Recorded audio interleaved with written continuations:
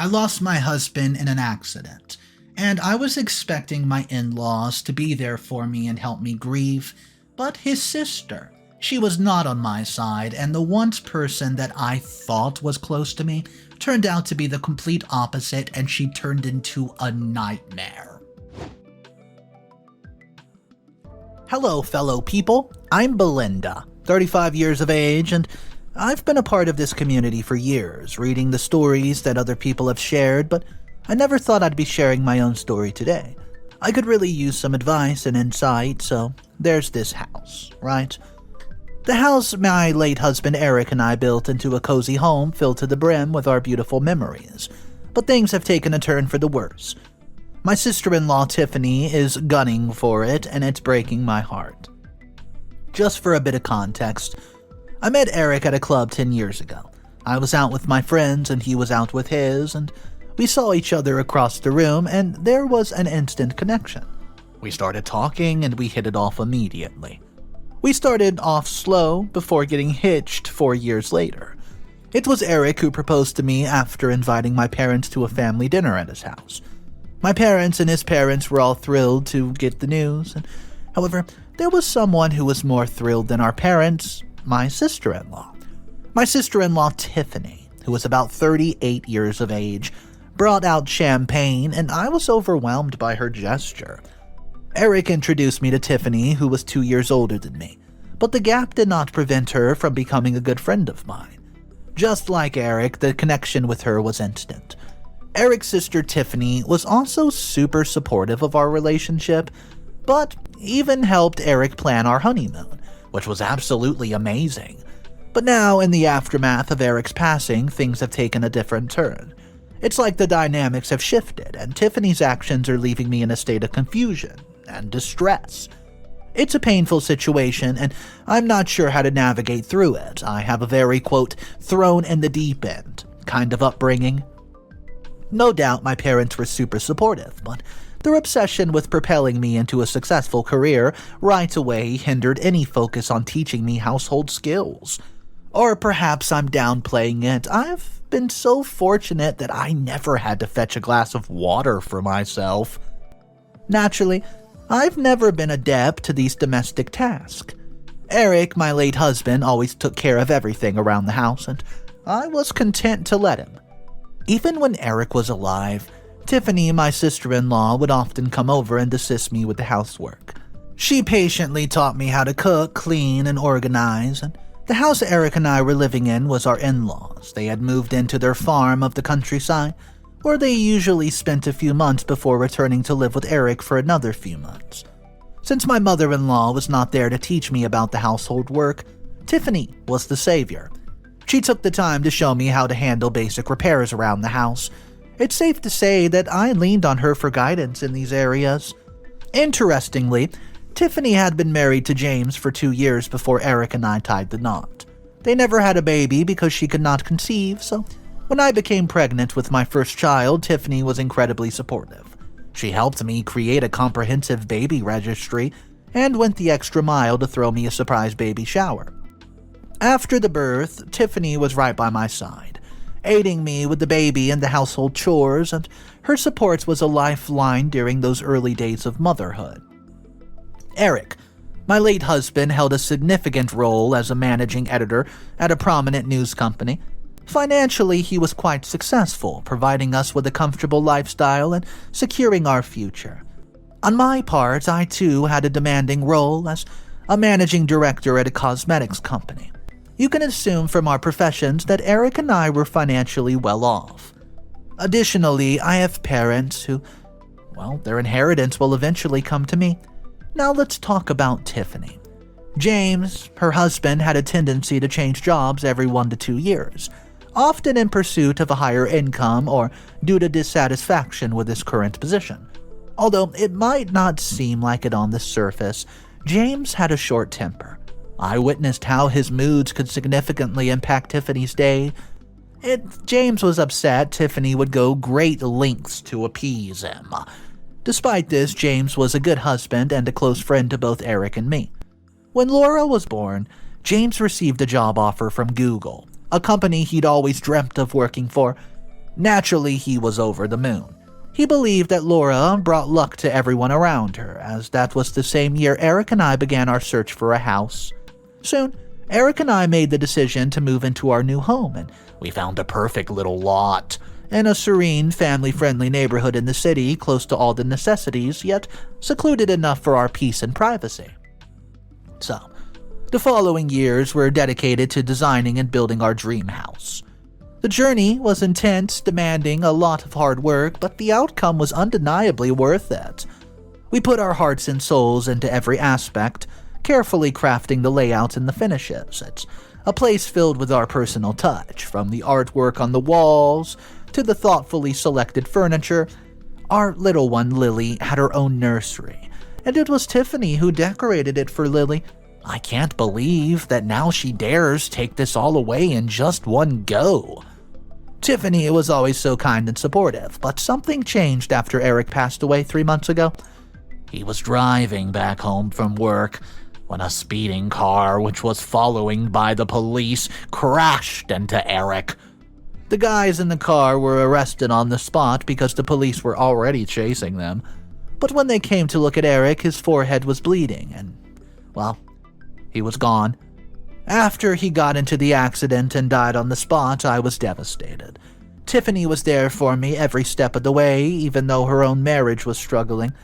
James was asking Tiffany to have a baby through a surrogacy.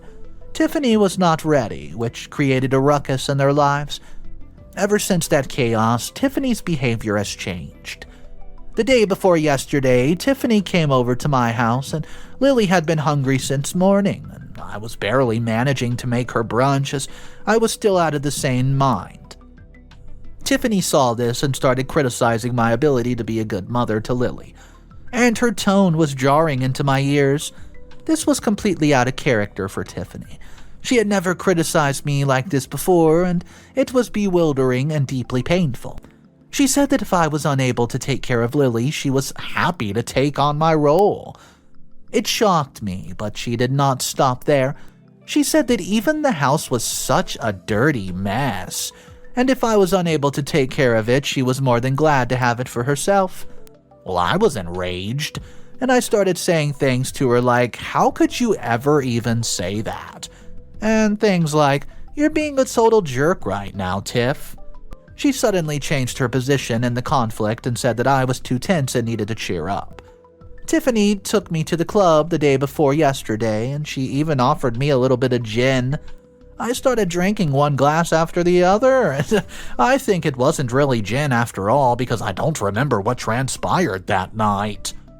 She was still nice then, but she came to my place yesterday and dropped a bombshell. She said that I needed to leave the house as it's no longer mine.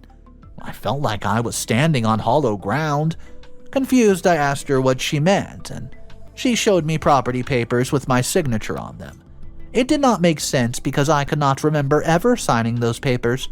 I firmly told her it was a forgery. My signature had been faked. I began to suspect something had happened the night at the club. Ousing her, I asked her, "How could you betray me like this, Tiffany? What reason could possibly have gone for doing this? Where will I go, especially with little Laura?"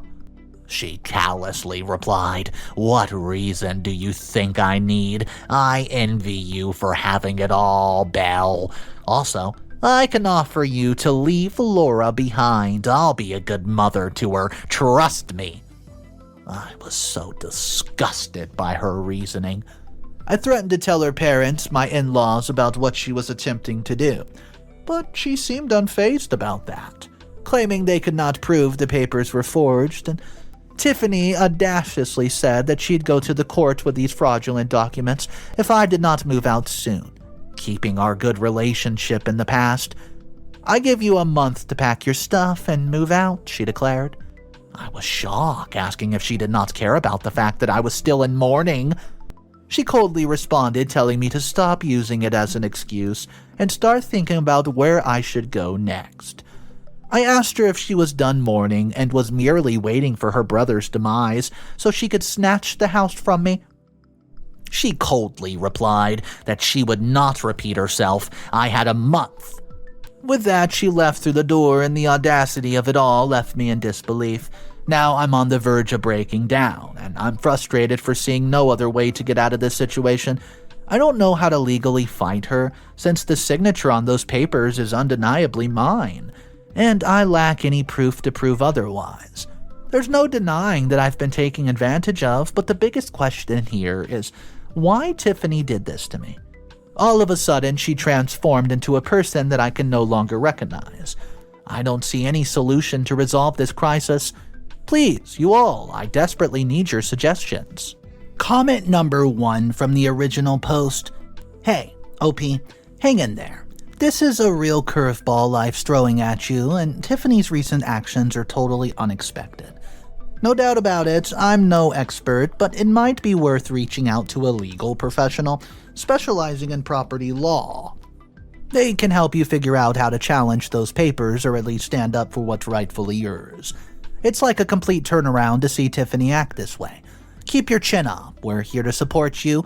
This is the community that you need after all.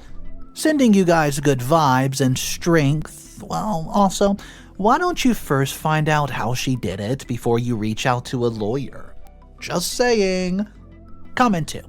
Man, this whole situation with Tiffany is just mind-boggling. It's scary to think that even someone you've known for so long, especially family, can pull such a 180-degree turn. Like, where did she get this from? Trusting your own family should be a given, but this is just throwing that idea for a loop. It's terrifying to realize that even the people you thought you could trust might have hidden motives. This is the reason why I'm kind of content with my trust issues. At least I would be cautious in a situation that does not demand of it. OP, you're handling this like a champ, and I'm seriously hoping things take a turn for the better for you. Stay strong and know you're not alone in dealing with an unexpected family drama. Update number 1. It's reassuring to see so many people speaking up in my favor. Thanks for the suggestions, too. I'm here after a whole week to update you on how things have taken a nasty turn lately. I just kind of feel like an absolute wreck. Nothing's going my way, and I've lost grip on the real what's rightfully mine. All because Tiffany, whom I deeply respected, stabbed me in the back. She wants to kick me out of my own house, can you believe it? My house, the only my late husband and I poured our hearts into, shaping it into a place filled with beautiful memories. I'm caught in this excruciating dilemma. Where can I even go? And should I really let go of this house? This symbol of our love and dreams? It's like giving away a piece of my soul. My sister-in-law is eagerly waiting for me to surrender, her greed barely concealed behind the thin veil of sympathy. She's played her cards well, making sure I feel trapped and helpless. I can't help but berate myself for allowing things to reach this point. It's eating me up on the inside. How easily she manipulated the situation. The frustration and regret are tearing me apart. I just wish I had a way out of this mess. To tackle this situation, I've reached out to my in-laws for support, and they promptly came over with a bit of help. When I told my in-laws about how Tiffany had the property papers with my signature on them, and now she wanted to kick me out of my own house, they were shocked and really disappointed. You could see it on their faces. My mother-in-law looked so hurt, and my father-in-law seemed really angry. What made it all the more difficult was that no one knew about Tiffany's plan. We were all confused and wanted answers. How could Tiffany turn on family like this? Why would she suddenly try to snatch the home that belonged to her late brother's wife and child? We set up a meeting at my place, and my in-laws arrived, and I invited Tiffany and James to join us for a discussion about the ongoing situation. Tiffany arrived alone, stating that James was working out of state and preferred not to be bothered. I had my doubts, but I kept them to myself. My goal was to resolve things as smoothly as possible without adding more tension to it. I thought involving my in-laws might help reason with Tiffany, but little did I know that our efforts would hit a roadblock. Tiffany was not ready to back down just yet. My father-in-law demanded an answer from Tiffany, asking how she had the papers that I had signed and when this had even happened. Tiffany replied that she did not see it necessary to discuss this matter with them, stating that they had no role to play in it. Tiffany's reply was laced with a frustrating arrogance as she also said, "It's my business, not yours." My mother-in-law, emotionally about the situation, calmly asked Tiffany to reconsider her actions. On the other hand, my father-in-law was visibly upset at Tiffany's arrogant behavior, expressing his disappointment in having a daughter like her who was so selfish. He questioned what they had not done for her, that she had turned out to be like this. Tiffany, equally angry, retorted that no one had done anything for her and that she was just the one carrying the weight of her life, feeling like no one was willing to understand her pain. My father-in-law could not hold back anymore, and his voice was thundering as he screamed, "Enough! Get out! Leave! And think about what you're doing to your family!" Tiffany left the place abruptly, and there was not any expression of regret in her for what she did and said that day. When Tiffany stormed out, it hit me hard. I was desperate, I was lost, and how could she have papers with my signature when I never agreed to give up my home? I'm lost. I struggled to find words. How's this even real? My father-in-law patted my shoulder, trying to reassure me. "Oh, we've got your back, Belinda. We'll fight this and won't let her take you home." Despite his comforting words, the path looking forward was tough and confusing. I don't know what to do now. I'm in a desperate need for help and, well, maybe some good advice. Update number 2. Hey everyone, I've got some really distressing news to share in this update. I've been consulting the lawyer as of lately. As someone in the comments suggested, they thought that there might be a way to take action against Tiffany. I was initially trying to handle things amicably, not wanting to ruin the relationship we had in the past, but it seems like Tiffany's not concerned about that at all, and she's moving forward with intentions to shatter the life I built with Eric over the years. I hold this house very dear, and I thought consulting a lawyer would stop to protect it. Well, let me tell you about what happened a few days ago. The deadline Tiffany gave me expired last week, and I get a text from her reminding me to move out. I responded saying I'm not leaving just like that. She warned me that the next time she won't be texting, she'll go to the police to file a report against me, and they'll be the ones to remove me from the house. The fear of Tiffany trying to make me homeless shook me. She went on to say that telling my father-in-law and mother-in-law about her plans was a huge mistake in her eyes. She blamed me for turning them against her. Yet she claimed to be generous, giving me another week to move out because she could not wait any longer than that. I mustered up the courage and texted Tiffany back, standing my ground. I asked her for proof that I willingly signed those papers to hand over to my home, and I told her I won't just leave without a fight. Tiffany responded, clearly frustrated, insisting that the papers were evidence enough, but I was not going to back down. I knew I had to protect what was rightfully mine, so I texted her firmly, "Show me proof or I won't move." Within minutes, my phone rang. It was Tiffany. She fired off threats as in, "How dare you question me? Do you think you can threaten me like this? You're making a big mistake, Belinda." I responded, "I'm just asking for a little bit of proof, Tiffany. If you have nothing to hide, show it." She hung up the call and I tried to reach out, but it was in vain. Later that evening, Tiffany showed up at my door. She said that she had come to give me the proof. She showed me the video in which I signed those papers in a drunken state, and I quickly remembered the day Tiffany had taken me to the club as I was still mourning Eric's death. In the video, I could clearly see how it was Tiffany who made me sign those papers. She forced me verbally, and since I had no control over my emotions, I signed those papers. After I saw the pictures, I was angry at Tiffany that I had took her phone and hurled it onto the floor. It broke, but she said that she had a copy of it. I was so darn mad at her that I looked at her with rage in my eyes, asking her how she could do this to me. Why would she put me through such pain? She said that she had been envious of me because I had it all: a loving husband, a luxurious house, and a child. Tiffany wanted what I had. She wanted the house, and she also wanted Laura. I was shocked. How could she even think about it? House is another thing, but Laura? No freaking way. She said she was good to me because she wanted to be near Laura. She wanted to take care of her like a mother. None of it was making sense to me now, and I was shocked and confused to my core. Before leaving with her broken phone, Tiffany turned around and said, "I won't hesitate to involve the authorities next time. You have 1 week. And then the law will be on my side. It's your choice." The lawyer advised me to confirm if Tiffany truly had the proof, so I followed the suggestion and provoked Tiffany to reveal it. Now I'm in a state of anxiety and uncertainty, and while fighting for the house would be one thing, my concern now is for Laura's safety. It's a pressing matter, and I need to take a swift action. My lawyer mentioned that we would gather evidence and find witnesses, especially since the events transpired at a club. This could help prove that Tiffany obtained my signature under duress, potentially rendering those documents null and void. I'll update you once we find the evidence. Pray for me, guys, and thank you for the support. Update number 3. Hey, I'm back to tell you how things have been going. It's been a whole 2 months since I last updated you, and I'm dead tired because of this fight with Tiffany, but she's left me with no choice.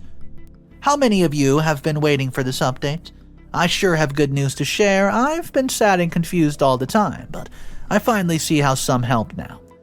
But I must first take you through a roller coaster ride of how my lawyer and I collected the evidence against Tiffany. Are you ready for it? In order to protect my home and Laura, my lawyer and I joined forces to gather evidence against Tiffany. We were certain the night at the club held the proof that we needed, so we headed to the club and talked to the staff, explaining the seriousness of the situation and asked for access to the security footage. I remembered that the video Tiffany showed me was taken in the restroom. This made it difficult to find concrete evidence, and there's no footage showing Tiffany forcing me to sign the papers. The lawyer and I questioned people, including the staff present that day, but nothing substantial emerged.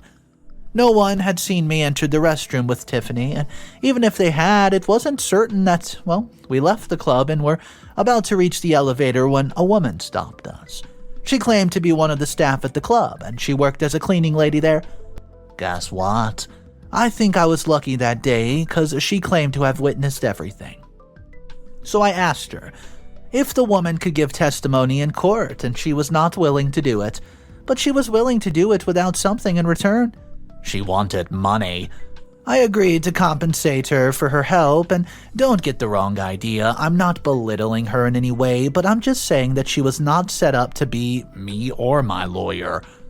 He and I went to file a case against Tiffany, and the police took the case, and I felt a surge of hope. They notified Tiffany about the case, and I was so much more hopeful now. I could see how Tiffany had texted me 1,000,000 times, saying that I would regret it at the end of the day because I've never been able to prove anything. I dared her to make me regret it. I said that I regretted once when I trusted her, but now no more regrets. I was going to take back what was rightfully mine with respect. But Tiffany never showed up at the court hearing. But I must tell you what happened at the court hearing anyways. When the day of the court arrived, Tiffany was a no-show. Instead, her lawyer represented her. We presented how Tiffany manipulated me into signing those papers. The staff lady from the club testified in my favor, and her account exposed Tiffany's deceit and pressure tactics, and the verdict was clear: Tiffany was guilty. The court then moved on to decide the appropriate punishment for her actions. But what was so wrong about this whole scene was Tiffany's absence. How could she let me go through this alone? I was the one present while she again bolted out, but let me tell you the reason. Tiffany did not show up at the court. She and James, while they were driving to reach the court, got into a severe accident. They were badly injured and hospitalized, and this is what I've heard. I'm not ready to believe it, so I'm going to see Tiffany at the hospital today. Even though the court ruled in my favor, I still think that if Tiffany and James really got into an accident, then Tiffany got what she deserved. Yeah, I know, it sounds evil, but that woman wanted to take from me everything. My house, my daughter, because of her envy, so my evilness can be justified. Anyways, I must say that I could have come this far if you people were there to give me advice and have my back, so thank you for that. Update number 4. I can't tell you how relieved I am, guys. I'm here to give you a quick update. You already know that the court ruled in my favor and found Tiffany guilty, but before the court's punishment could reach her and her bloody husband, the karma got the best of them.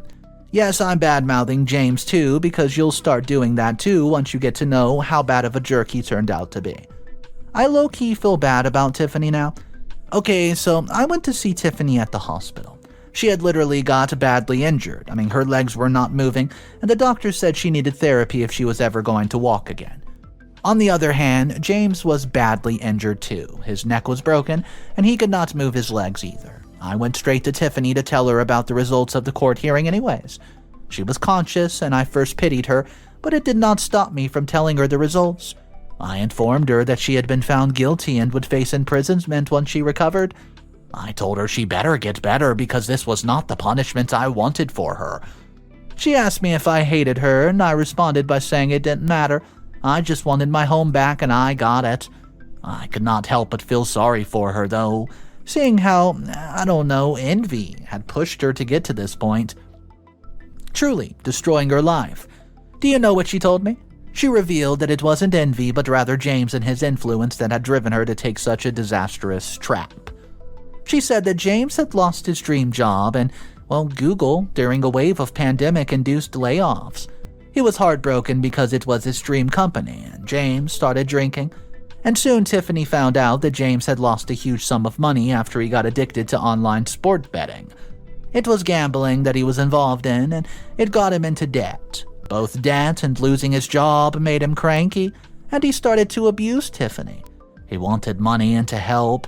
Tiffany spiked my drink so she could get my house in her name, and she planned on selling it so they could get rid of the debt. Hearing Tiffany crying as she revealed this to me broke my heart a bit, but I did not want to show it to Tiffany.